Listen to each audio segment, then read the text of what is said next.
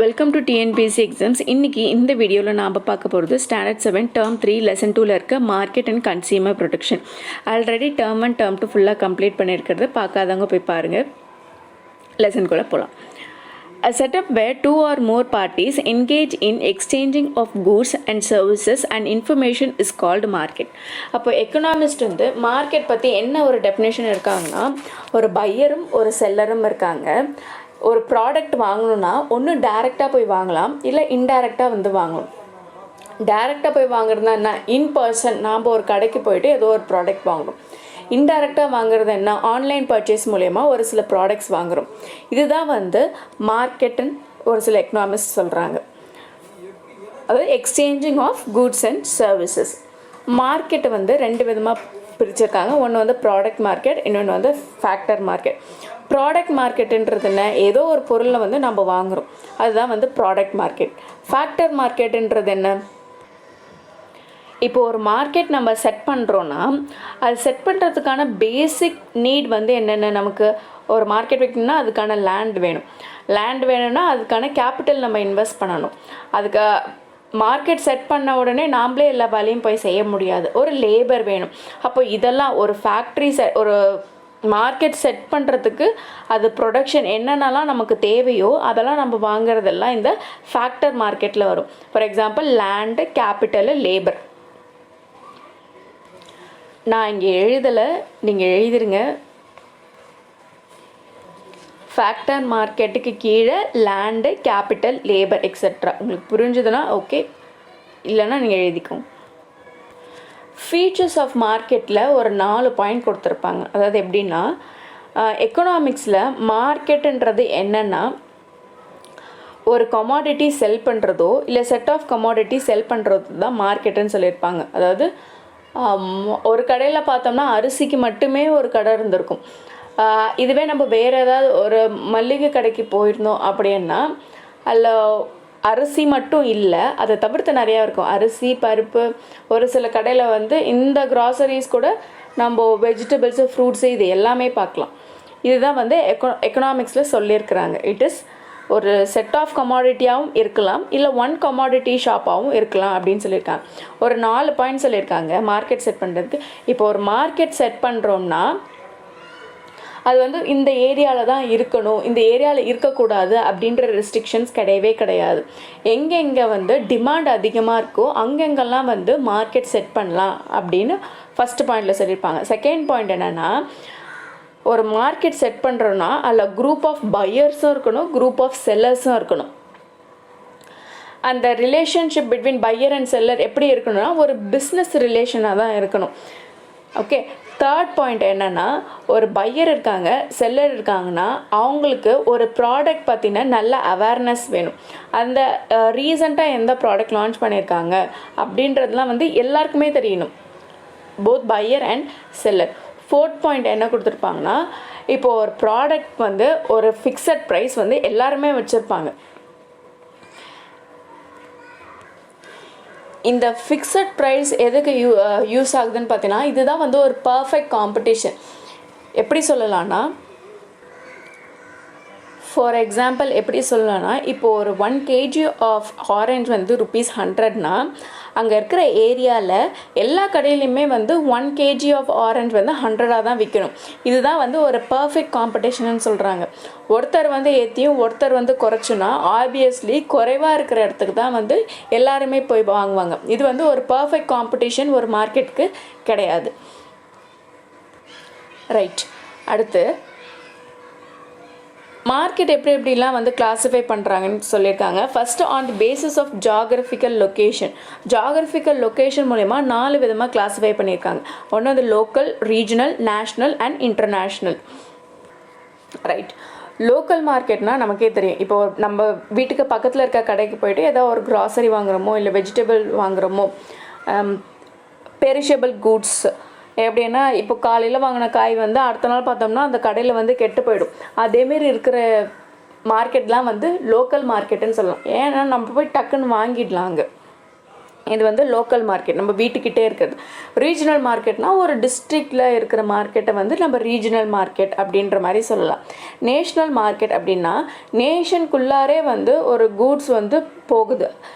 இது வந்து இன்டர்நேஷ்னலுக்கு நம்ம போக மாட்டோம், ஏன்னா இது வந்து எக்ஸ்போர்ட் பண்ண மாட்டோம், ஏன்னா அந்த டிமாண்ட் வந்து நம்ம நேஷன்லேயே வந்து அதிகமாக இருக்கும்.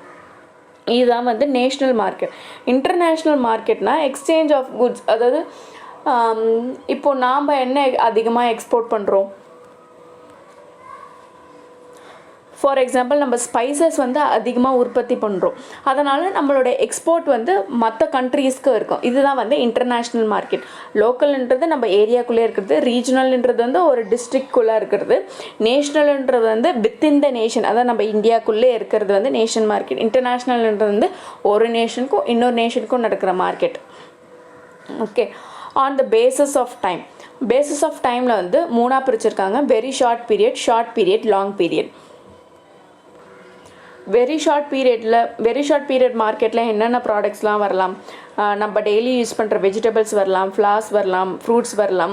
இதெல்லாம் வந்து ஒரு பர்டிகுலர் பீரியட் ஆஃப் டைமில் மட்டும்தான் இதோட விலையை வந்து ஏற்றவோ இல்லை இறக்கவோ முடியும். ஷார்ட் பீரியட் ஆஃப் டைம்னா இதை விட கொஞ்சம் அதிகமான டைமில் வந்து என்னென்ன ப்ராடக்ட்ஸ்லாம் விற்க முடியுமோ அதை விற்கலாம். அதாவது லாங் பீரியட் ஆஃப் டைம்னா ஆப்வியஸ்லி இட் இஸ் நான் பெரிஷபிள் குட்ஸ். அதோட டிமாண்ட் பொறுத்து நம்ம ப்ராடக்டோட ப்ரைஸை வந்து ஏற்றவும் செய்யலாம், இறக்கவும் செய்யலாம். அதாவது கெட்டு போகாத பொருள், which is not edible for eatingன்னு நம்ம சொல்லிக்கலாம். இப்போ ஸ்பேர் பார்ட்ஸ் கடையாக இருக்கட்டும், அதை நம்ம பார்த்தோம்னா அது வந்து கெட்டு போகிறது கிடையாது. ஆனால் நம்ம அதோட ப்ரைஸ் வந்து டிமாண்டுக்கு ஏற்ற மாதிரி எப்போ வேணாலும் கூடலாம் குறைச்சிக்கலாம். ஓகே, அடுத்தது on the basis of nature of transaction, spot market, future market.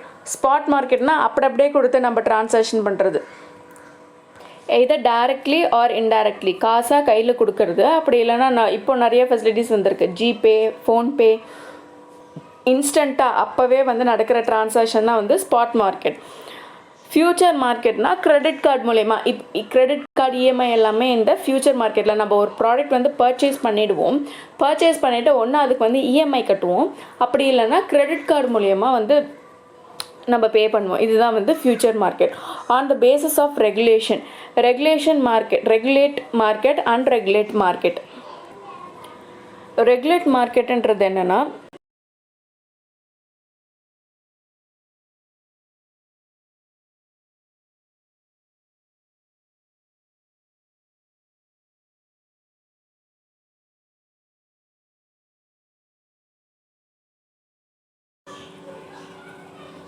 Unfair trade ப்ராக்டிஸை வந்து அவாய்ட் பண்ணுறதுக்காக கவர்மெண்ட் அத்தாரிட்டி வந்து எப்பயுமே அதை வந்து ஒரு ஓவர்சைட் மாதிரி வச்சுக்கிட்டே இருப்பாங்க. அதாவது அவங்க கண்காணிப்பிலே இந்த ரெகுலேட்டட் மார்க்கெட்ஸ் இருப்பாங்க. எக்ஸாம்பிள் வந்து ஸ்டாக் மார்க்கெட். அன்ரெகுலேட்டட் மார்க்கெட்டுன்றது தே ஆர் அப்சல்யூட்லி ஃப்ரீ. இவங்க வந்து ஓவர்சைட் பண்ணுறதுக்கோ இல்லை இவங்களை வந்து கண்காணிக்கிறதுக்கோ யாருமே இருக்க மாட்டாங்க. அந்த மார்க்கெட்டில் இருக்கிறவங்களே டிசைட் பண்ணி எல்லா டெசிஷன்ஸையும் அவங்க எடுத்துப்பாங்க. Right. Types of market structure வந்து 3 கிளாஸிஃபை பண்ணியிருக்காங்க: purely competitive market, perfectly competitive market, imperfectly competitive market. இப்போ இம்பர்ஃபெக்ட்லி காம்படேட்டிவ் மார்க்கெட்டை வந்து 3 பிரிச்சிருக்காங்க. ஒன்று வந்து monopoly, monopolistic competition, oligopoly. Okay, இந்த மோனோபாலின்னா என்ன? மோனோ அப்படின்ற வார்த்தையிலே தெரியுது, சிங்கிள். இது எப்படின்னா இதோட மார்க்கெட் ஸ்ட்ரக்சர் எப்படி இருக்குன்னா, single producer or seller that has the control of entire market. ஒருத்தர் தான் இருப்பார், அவர் தான் ப்ரொடியூஸும் பண்ணலாம், இல்லை அவர் தான் வந்து செல்லும் பண்ணலாம் அந்த என்டையர் மார்க்கெட்டில். இதுதான் வந்து மோனோபோலி. மோனோபோலிஸ்டிக் காம்படிஷன் அப்படின்றது the term was given by Professor Edward Chamberlain of Harvard University in 1933 in his book The Theory of Monopolistic Competition. யார் முதல்ல இந்த வேர்டை வந்து ஃப்ரேம் பண்ணார் அப்படின்னா professor Edward H Chamberlin, Harvard University, in the year 1933. எதுலனா in his book Theory of Monopolistic Competition. Okay, in which there is a large number of buyer and seller of production. யார் அங்கே மோனோபாலியில் ஒருத்தர் தான் இருப்பார், இங்கே எத்தனை பேர் இருப்பாங்க? நிறைய பேர் இருப்பாங்க. Large number of buyer and seller of productions இருப்பாங்க. ஒலிகோபாலினா it is derived from a Greek word. Oligi means few, poly means control. அப்போது கொஞ்சம் பேர் வந்து dealing with either homogeneous or differential products, அதாவது ஒரே ப்ராடக்டை வந்து ஒரு சிலர் வந்து வாங்கி விற்கலாம், இல்லை நிறையா ப்ராடக்டை வந்து ஒரு சிலர் வந்து வாங்கி விற்கலாம். எப்படி நம்ம ஃபஸ்ட்டே பார்த்தோமே, ஒரு அரிசி மண்டினா அரிசி கடை அரிசி மட்டும்தான் அதில் விற்பாங்க. மற்ற வேறு க்ராசரி போய் பார்த்தோம்னா அரிசி கூட மல்லிகை, காய்கறி, பழம். TRAI அப்படின்னா telecom regulatory authority of India, IRDAIனா insurance regulatory and development authority of India. Right, அடுத்தது கன்சியூமருக்கு போவோம். ஃபஸ்ட்டு கன்சியூமர்னால் யார்? ஒரு ப்ராடக்டை வந்து காசு கொடுத்து வாங்குறவங்க தான் கன்சியூமர்ஸ். ஒன்று வந்து அவங்க பே பண்ணி வாங்குவாங்க, இல்லை ப்ராமிஸ்டு மூலிமா வாங்குவாங்க. ப்ராமிஸ்டுனா என்ன? இப்போ நம்ம பக்கத்து கடைக்கே போகிறோம் அப்படின்னா நம்ம ஒரு சில ப்ராடக்ட் வாங்கிடுவோம், வாங்கிட்டு சில்லறை இல்லை அப்புறம் தரேன் அப்படின்னா that is paid promised customer. Paid கஸ்டமர்ன்றது ஃபுல்லாக பே பண்ணி வாங்குறது. ப்ராமிஸ்டு கஸ்டமர்ன்றது வந்து ஒரு சில ப்ராமிஸ் வந்து வச்சுட்டு அவங்க வந்து அப்புறம் அடுத்த வாட்டி கடைக்கு போகக்குள்ள அது வந்து செட்டில் பண்ணிடுவாங்க. இதுதான் இவங்க தான் வந்து கஸ்டமர்ஸ்ன்னு சொல்லுவாங்க. இதுவே வந்து யார் கஸ்டமர் இல்லை, who is not a customer அப்படின்னா ஃப்ரீ ஆஃப் சார்ஜில் வந்து ஒரு பொருளை வாங்கிட்டு போகிறதோ, இல்லை அவங்க வந்து ஒரு ஹையர் பொசிஷனில் இருப்பாங்க, அந்த ஹையர் பொசிஷனில் இருந்துக்கிட்டு அவங்க அத்தாரிட்டியை யூஸ் பண்ணி ஒரு ப்ராடக்டை வாங்கிறதோ, இவங்களாம் வந்து கஸ்டமர்ஸ் கிடையாது அப்படின்ற மாதிரி சொல்லியிருக்காங்க. ரைட், த 8 பேசிக் கன்சியூமர் ரைட்ஸ் என்ன? மொத்தம் எத்தனை பேசிக் கன்சியூமர் ரைட்ஸ்ன்னு கேட்டாங்கன்னா 8 இருக்குது. அது ஒன்று ஒன்றா பார்க்கலாம். ப்ரீஃபாக இல்லை, இது மட்டும்தான் கொடுத்துருக்காங்க நம்ம புக்லேயும், பாக்ஸ் போட்டு கொடுத்துருக்காங்க. ஆனால் இது நமக்கு இது ரொம்ப இம்பார்ட்டண்ட்டு. அதுமாரி வந்து கன்சியூமர் ப்ரொடெக்ஷனுக்காக வந்தது தான் இந்த TRAI அண்ட் IRDAI. ரைட், இப்போ அந்த 8 பேசிக் கன்சியூமர் ரைட்ஸ் என்னென்ன அப்படின்னு பார்த்துருவோம். Right to basic need, right to safety, right to information, right to choose, right to representation, right to redress, right to consumer education, right to healthy environment. அடுத்து the consumer protection act of 1986 COPRA. இது என்ன சொல்லியிருக்காங்கன்னா, act was passed in assembly in October 1986 and came into force on December 24, 1986. இந்த date ரொம்ப முக்கியம், December 24, 1986. Okay, இந்த consumer protection act என்னன்னு சொல்கிறாங்கன்னா, மேக்னா கார்ட்டா இந்த ஃபீல்ட் ஆஃப் கன்சியூமர் ப்ரொடெக்ஷன் அப்படின்னு சொல்கிறாங்க. இது எதுக்குன்னா, to protect unfair trade practice, defects in goods and deficiency in services as far as India concerned. இது வந்து இந்தியாவுக்கு மட்டுமான protection act. Consumer protection act December 24, 1986. எதுக்குன்னா, to avoid unfair practice of trade, defect in goods, deficiency in services. Okay, consumer dispute redress agency எப்படின்னா, இப்போ consumer வந்து இதை பற்றின ஒரு அவேர்னஸ் நமக்கு இருக்கணும். இதமாரிலாம் வந்து ஒரு கோர்ட் இருக்குது, நம்ம போய் வந்து கம்ப்ளைண்ட் கொடுக்கலாம் அப்படின்னு. அப்போ அதுக்கான அமௌண்ட் கொடுத்துருக்காங்க, எந்தெந்த அமௌண்ட் வரைக்கும் எந்தெந்த கோர்ட் வந்து போயிட்டு அப்ரோச் பண்ணலாம் அப்படின்ட்டு. ஓகே, ஃபஸ்ட்டு வந்து national consumer dispute redressal commission என்னென்னா, deals with matters of more than 10 million மேலே இருக்கிறதெல்லாம் வந்து நேஷ்னல் கன்சியூமர் டிஸ்பியூட் ரெட்ரஸல் கமிஷனில் போய் கம்ப்ளைண்ட் பண்ணலாம். செகண்ட் வந்து state consumer dispute redressal commission எங்கன்னா, deals with matter less than 10 million known as state commission. இப்போ ஸ்டேட்டில் இருக்கிறவங்களாம் லெஸ் தேன் 10 மில்லியனாக இருந்ததுன்னா ஸ்டேட் கன்சியூமர் கோர்ட்டில் போயிட்டு கம்ப்ளைண்ட் பண்ணலாம். District consumer dispute redressal forum, இது வந்து ஃபோரம் வரும், RC இல்லை RF வரும். Deals with matters up to 2 million வரைக்கும் இது வந்து இஷ்யூஸ் எடுத்துக்கும். It is known as district forum அப்படின்னு சொல்கிறாங்க. அடுத்து கன்சியூமர் ப்ரொடெக்ஷன் ஆக்ட் ஆஃப் 2019. இது என்ன எய்ம் பண்ணுதா, aim to provide the timely and effective administration and settlement of consumer disputes in the digital age. இப்போ இருக்க காலகட்டத்தில் ரொம்ப சீக்கிரமாக வந்து ஒரு ஜட்ஜ்மெண்ட் கொடுத்து அதுக்கான தீர்வையும் வந்து கன்சியூமருக்கு கொடுக்கறது தான் இந்த கன்சியூமர் ப்ரொடெக்ஷன் ஆக்ட் ஆஃப் 2019. இது எதை அமெண்ட் பண்ணதுன்னு பார்த்தோம்னா, இல்லை எதை ரீக்ரியேட் பண்ணதுன்னு பார்த்தோம்னா, அந்த கன்சியூமர் ப்ரொடெக்ஷன் ஆக்ட் ஆஃப் 1986 பார்த்தோம் இல்லையா, December 24 வந்தது, அதை வந்து அமெண்ட் பண்ணது. The new act seeks to replace more than 3 decades of old act 1986. அப்போ 3 டிகேட்ஸ்னால் இந்த 30 வருஷம் கழித்து இதை வந்து அமெண்ட் பண்ணுறாங்க. இல்லை இதில் வந்து புதுசாக ஏதோ ஒன்று சேர்த்துருக்காங்க. என்னென்ன அப்படின்றது பார்ப்போம். Highlights of the new act. E-commerce transaction, அதாவது டிஜிட்டல் பேமெண்ட்டு. இப்போ அதை பண்ணுற மாதிரி நம்ம கூகுள் பே, ஜிபேலாம் பண்ணுறோம், ஃபோன்பேலாம் பண்ணுறோம் இல்லையா, அதுதான் e-commerce transaction. Filling of complaint வந்து நேராக கொடுக்கணுன்னு அவசியம் கிடையாது. ஒரு மெயில் மூலியமாகவும் அனுப்பிச்சாலுமே அது வந்து கம்ப்ளைண்ட் தான் அப்படின்னு சொல்கிறாங்க. இந்த ஃபைலிங் ஆஃப் காம்படிஷன் வந்து இது எப்படி வேணாலும் இருக்கலாம். ஒன்று நம்ம மெயிலாகவும் கொடுக்கலாம், இல்லை வீடியோ கான்ஃபரன்ஸ் மூலமாக கூட இந்த கம்ப்ளைண்ட்ஸை வந்து எடுத்துக்கிறாங்க. அடுத்தது வந்து establishment of central consumer protection authority, CCPA. இதோட ஹெட் யாருன்னு பார்த்தோம்னா டைரக்டர் ஜெனரல். ஓகே, அடுத்து நம்ம முன்னாடியே அங்கே பார்த்தோம் இல்லையா, கன்சியூமர் டிஸ்பியூட் ரெட்ரஸல் ஏஜென்சி. நேஷ்னலுக்கு வந்து more than 10 million, ஸ்டேட்டுக்கு வந்து less than 10 million, டிஸ்ட்ரிக்ட்டுக்கு வந்து 2 million. அதே தான் இதுவும். enhancement of pecuniary jurisdiction. டிஸ்ட்ரிக்டில் வந்து do not exit நம்ம இந்தியன் ரூபி படி 10 million, ஸ்டேட்டில் வந்து 10 million to 100 million, நேஷ்னலில் வந்து exceed 10 million. Okay, unfair trade ப்ராக்டிஸையும் வந்து இந்த புதுசாக வந்த ஆக்ட் 2019 படி அவாய்ட் பண்ணுறதுக்காக இருக்குது. பெனால்ட்டிஸ் ஃபார் மிஸ்லீடிங் அட்வர்டைஸ்மெண்ட், அதாவது இப்போ நடக்கிற மாதிரி தான். எப்படி நம்ம அட்வர்டைஸ்மெண்ட்டை பார்த்து ஒன்று வாங்கிட்டு அதை ஏமாந்து போகிறோம், அதுக்கெலாம் வந்து நம்ம அவங்களாம் பெனால்ட்டி பே பண்ணலாம். இஃப் இன்கேஸ் நம்ம கம்ப்ளைண்ட் கொடுத்தோம்னா அதான் என்னென்ன பார்க்கலாம், எவ்வளோன்னு பார்க்கலாம். கம்ப்ளைண்ட்ஸு எவ்வளோ ருபீஸ் பே பண்ணலான்னு. ஐ மீன் 1 million or 10 lakh on a manufacture of an endorsed for a false or misleading advertisement plus imprisonment of up to 2 years. Subsequent offense fine வந்து 5 million and imprisonment up to 5 years. Endorsing that particular product or service for a period of up to 1 year. Every subsequent offense, the period of prohibition may extend to 3 years. அதாவது ஒருத்தவங்க advertisement கொடுத்து நம்ம advertisement பார்த்து நம்ம வாங்கி அதை ஏமாந்துட்டோம்னா அவங்க மேலே நம்ம கம்ப்ளைண்ட் பண்ணோன்னா அவங்க பெனால்ட்டியாக வந்து 1 million தரணும் கம்ப்ளைண்ட் போட்டவங்களுக்கு. அப்படி இல்லைன்னா இம்ப்ரிசன்மெண்ட் ஆஃப் 2 years.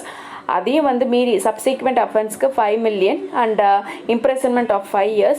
ஒன்று அந்த ப்ராடக்ட்டுக்கு வந்து 1 year வந்து நிறுத்தி வச்சுருப்பாங்க. எவ்ரி சப்சீக்வெண்ட் அஃபென்ஸ்க்கு வந்து 3 years வந்து அதிகமாகிட்டே போகும். Okay, consumer court in India. National consumer dispute redressal commission நம்ம அங்கே பார்த்தோம் இல்லையா, அதன்படி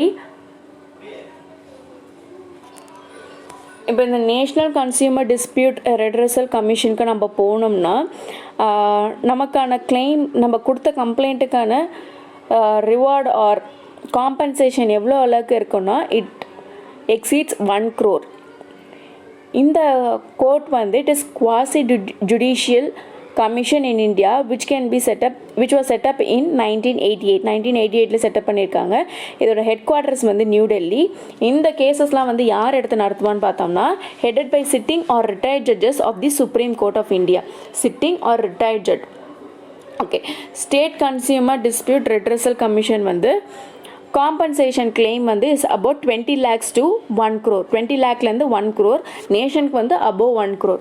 district consumer dispute redressal commission வந்து compensation claim is up to 20 lakhs. இப்போ ஒரு சில இம்பார்ட்டண்ட் ஆக்ட்ஸ் பார்ப்போம்.